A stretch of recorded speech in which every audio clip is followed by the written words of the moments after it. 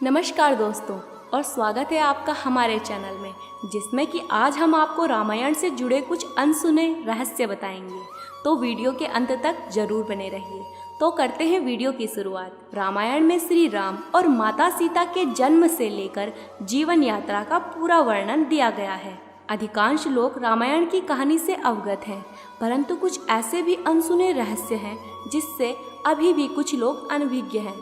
दोस्तों, मूल रामायण की रचना ऋषि वाल्मीकि ने की थी और कई अन्य संतों और पंडितों ने, जैसे तुलसीदास, संत एकनाथ ने भी अन्य संस्करणों की भी रचना की थी, जिसमें अलग अलग तरीके से कहानी का वर्णन किया गया है, लेकिन मूल रूपरेखा एक ही है। रामायण के 1000 श्लोक के बाद आने वाला पहले अक्षर से गायत्री मंत्र बनता है। गायत्री मंत्र में 24 अक्षर होते हैं और वाल्मीकि रामायण में 24,000 श्लोक हैं। तो चलिए दोस्तों, अब बात करते हैं पहले रहस्य की। राम और उनके भाइयों के अलावा राजा दशरथ की एक पुत्री और थी।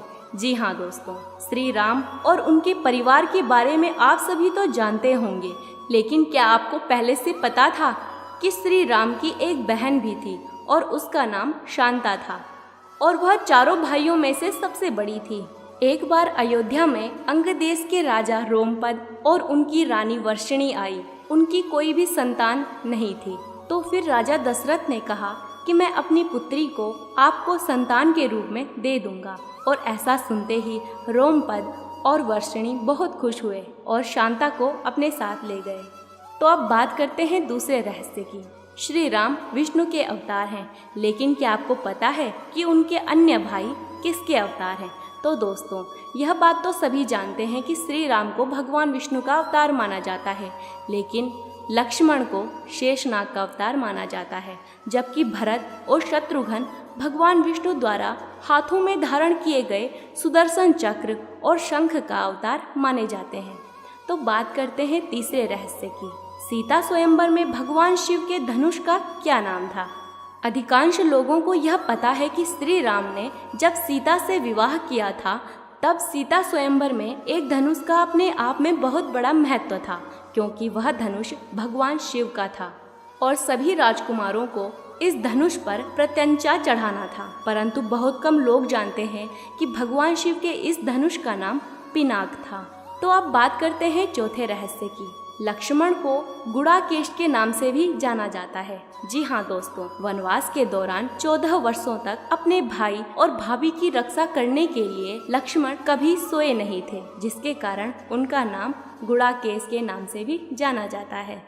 और जब वनवास की पहली रात को राम और सीता सो रखे थे, तब निंद्रा देवी लक्ष्मण के सामने आई और तब लक्ष्मण ने निंद्रा देवी से कहा कि उन्हें ऐसा वरदान दो कि वह 14 वर्षों तक सोए ही ना और अपने भाई और भाभी की रक्षा करते रहें। तब निंद्रा देवी ने कहा कि अगर तुम्हारे बदले 14 वर्षों तक कोई लगातार सोने को तैयार है, तो मैं तुम्हें यह वरदान दे दूंगी। और तब लक्ष्मण ने कहा, आप मेरी पत्नी उर्मिला से पूछें कि क्या वह मेरे बदले 14 वर्षों तक सो सकती हैं। तब निंद्रा देवी उर्मिला के पास गई और उर्मिला ने कहा कि मैं तैयार हूँ, क्योंकि ऐसे जीवन का भी क्या करना जिसमें मेरा पति ही मेरे साथ नहीं है, तो इससे अच्छा तो मेरा 14 वर्षों तक सोना ही ठीक है। तो अब बात करते हैं पांचवें रहस्य की। दोस्तों, क्या आप जानते हैं कि उस जंगल का नाम क्या था जहाँ राम, लक्ष्मण और माता सीता वनवास के दौरान रुके थे? अधिकांश लोग यह जानते हैं कि राम, लक्ष्मण और माता सीता कई साल तक वन में ही रहे, लेकिन बहुत कम लोग जानते हैं कि उस वन का नाम दंडकारण्य था, जहाँ भगवान राम, लक्ष्मण और माता सीता ने 14 वर्ष बिताए थे। तो अब बात करते हैं छठवें रहस्य की। क्या आप जानते हैं कि लक्ष्मण रेखा का वर्णन वाल्मीकि रामायण में नहीं मिलता? दोस्तों, जब सीता के कहने पर श्री राम हिरण को पकड़ने गए, तब लक्ष्मण ने झोपड़ी के चारों ओर एक रेखा खींची और सीता से बोले कि आप इस रेखा को पार नहीं करोगी, और अगर कोई बाहर का व्यक्ति इस रेखा को पार करने की कोशिश करेगा तो वह भस्म हो जाएगा। परंतु इसके बारे में ना तो वाल्मीकि रामायण में है और ना ही रामचरितमानस में, परंतु रामचरितमानस में लंका कांड में इस बात का उल्लेख रावण की पत्नी मंदोदरी द्वारा किया गया है। तो अब बात करते हैं सातवें रहस्य की। कुंभकर्ण रावण का छोटा भाई था और जिसका शरीर बहुत ही ज्यादा विकराल था और वह लगातार 6 महीने तक सोता रहता था और सिर्फ एक दिन खाने के लिए उठता था और फिर 6 महीने तक सो जाता था।